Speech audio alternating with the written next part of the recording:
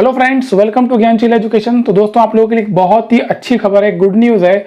आप लोग SSC CGL 2021 की तैयारी कर रहे होंगे और आपको ये समझ में शायद नहीं आ रहा होगा कि एग्जाम की प्रिपरेशन को कैसे स्टार्ट किया जाए, या आप ऑलरेडी 2020 वाला सीजीएल दे चुके हो और 21 वाले की तैयारी कर रहे हो, तो आपको एक पर्टिकुलर डायरेक्शन नहीं मिल पा रही होगी कि हम कैसे क्वेश्चंस को उठाएं, किस डायरेक्शन में तैयारी करें। क्योंकि देखो, सबसे इंपॉर्टेंट चीज क्या होती है, कभी भी किसी कॉम्पिटेटिव एग्जाम की आप तैयारी करते हो ना, तो एग्जाम का सिलेबस कंप्लीट करना इतना इंपॉर्टेंट नहीं होता जितना कि उस पर्टिकुलर एग्जाम की डायरेक्शन इंपॉर्टेंट होती है। जो आपका डायरेक्शन है ना, वो सही होना बहुत जरूरी होता है। और इसके लिए ये जरूरी होता है कि एग्जाम के पैटर्न को आप पकड़ के रखो, कैसे सवाल एग्जाम में आते हैं उसी प्रकार के सवालों की आप ज्यादा से ज्यादा प्रैक्टिस करो। ये प्रॉब्लम बहुत ज्यादा होती है इस समय पे कि आपको ढेरों स्टडी मटेरियल हर जगह मिल जाता है, ऑनलाइन या ऑफलाइन, लेकिन कहीं भी आपको एग्जाम ओरिएंटेड स्टडी मटेरियल नहीं मिलता है। कई सारी मॉक टेस्ट सीरीज में आप प्रॉब्लम देखोगे कि आपको क्वेश्चन जो मिलेंगे वो बैंकिंग की और एसएससी के मिक्स मिल जाते हैं, कभी कभी आपको कैट के क्वेश्चन मिल जाते हैं। जबकि आपको एसएससी की पर्टिकुलर एग्जाम की तैयारी करना है तो आपको क्वेश्चन भी एसएससी के ही सॉल्व करना चाहिए। इस प्रॉब्लम का सॉल्यूशन मैंने निकाल लिया है।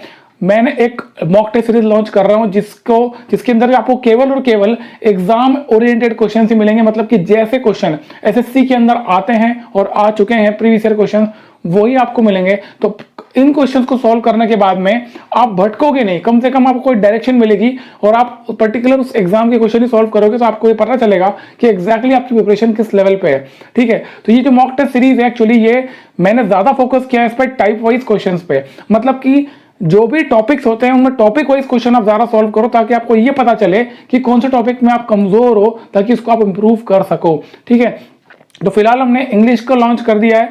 इंग्लिश का आप देख सकते हो ये प्राइस है, और इस प्राइस में आपको 10 तो फुल लेंथ मॉक टेस्ट मिल जाएगी। मतलब कि 2000 के आसपास लगभग टोटल क्वेश्चन होंगे, और इसके अलावा 100 प्लस टाइप वाइज आपको टेस्ट मिलेंगे। मतलब कि टॉपिक वाइज 100 से ज्यादा टेस्ट मिलेंगे। 100 प्लस मैंने इसलिए लिखा है क्योंकि 105 भी हो सकते हैं, 110 भी हो सकते हैं, 125 भी हो सकते हैं। ये जैसे जैसे समय आगे बढ़ेगा मैं इसमें बढ़ाता जाऊंगा।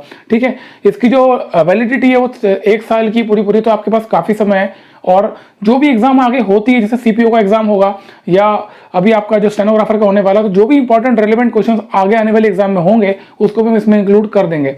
ठीक है, तो इसको यार आप एनरोल जरूर कर लेना अगर आपको एग्जाम ओरिएंटेड प्रिपरेशन करना है तो। क्योंकि सबसे बड़ा प्रॉब्लम यही होता है कि हमको ये पता नहीं चल पाता कि एग्जाम में सवाल कैसे आते हैं, है ना। तो आप, और सबसे इंपॉर्टेंट क्या होता है, आप मॉक टेस्ट लगाने से अच्छा है कि सबसे पहले टाइप वाइज टेस्ट लगाओ। मतलब कि आप टॉपिक वाइज टेस्ट लगाओ। जैसे कि आपको पता है इंग्लिश का, अभी हम इंग्लिश का लॉन्च कर रहे हैं, अगले 5 से 6 दिन में मैं क्वांट का भी लॉन्च कर दूंगा।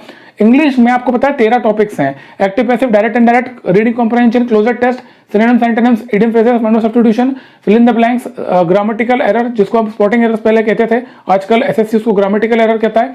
और इसके अलावा आपका सेंटेंस इंप्रूवमेंट। ठीक है, और मिस स्पेल्ड वर्ड्स के कुछ क्वेश्चन आते हैं। तो ये टोटल मिलाकर के 13 टॉपिक्स हैं। 13 टॉपिक में आपको ये बहुत अच्छी तरह पता होना चाहिए कि किस टॉपिक में आप कमजोर हो, किस टॉपिक में आपको इंप्रूवमेंट की जरूरत है, और आपकी परसेंटेज कितनी है। तो ये जो हमने जो लॉन्च किया ना मैंने मॉक टेस्ट सीरीज, इसमें टाइप वाइज टेस्ट जब आप लगाओगे तो आपको ये पता चल जाएगा कि आपने कितना परसेंटेज इसमें स्कोर किया है, कितना परसेंटेज आपका इंप्रूवमेंट होना बाकी है, ताकि आप अपने आप को आइडेंटिफाई कर पाओ कि एग्जैक्टली आपको किस पर्टिकुलर टॉपिक पे ज्यादा फोकस करना है।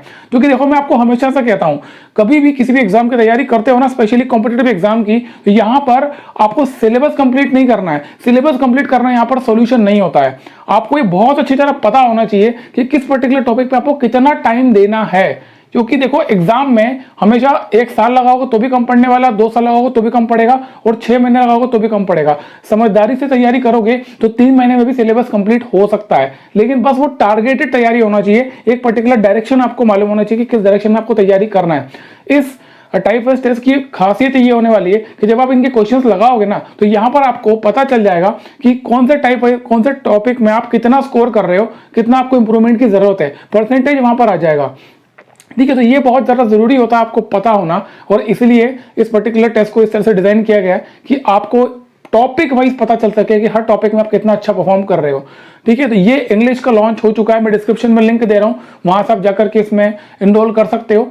और बहुत ही रीजनेबल प्राइस है। मैंने कोशिश की है प्राइस कम से कम रखने की, ताकि ज्यादा से ज्यादा लोगों को उसका बेनिफिट मिल सके और आप एग्जाम के पैटर्न से जुड़े रहो, है ना। क्वांट का भी बहुत जल्दी आ जाएगा, चिंता की बात नहीं है। और मेरी कोशिश है, देखो एक चीज आप ध्यान रखना, अभी आपके मन में एक सवाल होगा कि एग्जाम कब से हो सकती है एसएससी सीजीएल 2021 का। ये सवाल बहुत ज़्यादा बच्चों के मन में है, क्योंकि आप लोग तैयारी कर रहे होगे सीजीएल वाले, किस वाले एग्जाम को टारगेट आप कर रहे होगे। देखो जहां तक मेरा अनुमान है ना, एसएससी जिस तरीके से अभी काम कर रहा है, पॉसिबिलिटी है कि वो इस साल के एंड में, मतलब कि इस साल में नोटिफिकेशन निकाल सकता है सीजीएल 2021 का। लेकिन एग्जाम जो होगी वो नेक्स्ट ईयर अप्रैल मई के पहले नहीं होने वाली है, क्योंकि ऑलरेडी एसएससी की बहुत सारी दूसरी एग्जाम्स हैं वो पेंडिंग पड़ी हुई है, उनको एसएससी को पहले कंडक्ट करवाना ही पड़ेगा। ठीक है, तो आप अपनी एग्जाम जो प्रिपरेशन आप कर रहे हो उसको ऐसे टारगेट करो कि आप नेक्स्ट ईयर, मतलब आज से आप अगर गिनोगे तो 6 से 7 महीने आपके पास में कम से कम है, और इस टाइम को ऐसे यूटिलाइज करो कि आप हर एक टॉपिक में अपने आप को बेस्ट परफॉर्मेंस की तरफ लेके जाओ, मतलब कि हर एक टॉपिक में अपने आप को निपुण बना लो। ठीक है, तो उम्मीद करता हूं कि आपको ये समझ में आ गई होगी बात। Topic wise, type wise question लगाना ज्यादा इंपॉर्टेंट है, ना कि मॉक टेस्ट। देखो ध्यान रखना, मैं हमेशा से आपको कहता हूं कि कभी भी मॉक टेस्ट हम इसलिए नहीं लगाते हैं कि हमको ये पता चल जाए कि हमारे कितने नंबर आ रहे हैं, या हम ऑल इंडिया लेवल पे कितना अच्छा कंपटीशन दे रहे हैं, या हमें कितना कंपटीशन मिल रहा है। ये सबसे बड़ी गलती आप लोग करते हो। स्पेशली जितनी भी मॉक टेस्ट सीरीज होती है ना, वहां पर ये प्रॉब्लम होती है कि वहां पर कई सारे बच्चे एक साथ मॉक टेस्ट दे रहे होते हैं। आपको तो ये तक नहीं पता होता कि उन मॉक टेस्ट देने वाले बच्चों में ऐसे कितने बच्चे हैं जो एक्चुअल में जेन्युइनली मॉक टेस्ट दे रहे हैं, मतलब कि वो फ्रॉड नहीं है, जो उस कंपनी के मॉक टेस्ट लगाने वाले नहीं है। ठीक है, तो ऐसी सिचुएशन में ये अपने आप को ऐसे इवेल्युएट करना कि मेरी रैंक तो 10,000 है या 15,000 है तो मेरा कुछ नहीं होने वाला है, बहुत ही गलत है। मॉक टेस्ट लगाने का मतलब बिल्कुल नहीं होता है कि आप अपना मार्क्स कैलकुलेट करो। मॉक टेस्ट हम केवल इसलिए लगाते हैं ताकि हम अपने आप को आइडेंटिफाई कर सकें कि कौन से पर्टिकुलर एरिया में हमें इंप्रूवमेंट की जरूरत है, कहां पर हमें ज्यादा काम करना है, कहां पर हमें कम काम करना है, और वो कौन से हमारे टॉपिक्स है जो हमारी स्ट्रेंथ है, जहां पर आपको काम करने की जरूरत नहीं है। समझ में आई? ये बात बहुत ही बेसिक सी और बुनियादी सी बात है जो कि सेल्फ स्टडी की टेक्निक्स में यूज करना पड़ती है। अगर आपको देखो ढंग से अगर एग्जाम निकालनी है, अच्छी रैंक लगानी है, अगर आपको अपने ड्रीम पोस्ट चाहिए, तो मैं आपको हमेशा से कहता हूं कि आपको टॉप 100 में रैंक लगाना ही पड़ेगी। आपको अच्छी रैंक लगाना ही पड़ेगी, क्योंकि आपको इनकम टैक्स मिल गया, आप रहने वाले बिहार के हो और आपको अंडमान निकोबार पोस्टिंग मिल गई, तो वो नौकरी करने का कोई मतलब नहीं रहेगा, आप फ्रस्ट्रेट हो जाओगे। तो इंपॉर्टेंट क्या है कि हमको अच्छी रैंक लगाना है, और अच्छी रैंक लगाने के लिए हमें अच्छा स्कोर करना पड़ेगा, और अच्छा स्कोर करने के लिए क्या करना पड़ेगा, माइक्रो लेवल पे काम करो, छोटी छोटी अपनी कमियां निकालो, आप टॉपिक वाइज काम करो, हर एक टॉपिक पे फोकस करो, उस पर्टिकुलर टॉपिक के कितने पार्ट्स हैं, हर एक पार्ट के ऊपर फोकस करो, और पार्ट वाइज अपने आप को इंप्रूव करते चले जाओ। जैसे ही आप इस प्रकार से पढ़ाई करोगे, आपको ऑटोमेटिकली अपने इंप्रूवमेंट दिखेगा। और इस टाइप वाइज टेस्ट सीरीज में यही बेनिफिट है आपको कि आपको ये पता चलेगा कि कितना इंप्रूव आप कर चुके हो और कितना आपको इंप्रूव करना बाकी है। ठीक है, तो उम्मीद करता हूं बात समझ में आई होगी। ये बहुत ही रीजनेबल है जो मॉक टेस्ट सीरीज है, और टाइप वाइज टेस्ट में मैंने ज्यादा फोकस किया है। मॉक टेस्ट तो ठीक है, आपको बहुत मिल जाएंगे मार्केट में, लेकिन टाइप वाइज टेस्ट अच्छे क्वेश्चंस नहीं मिलते जो कि पर्टिकुलरली एसएससी के अंदर ही आते हैं।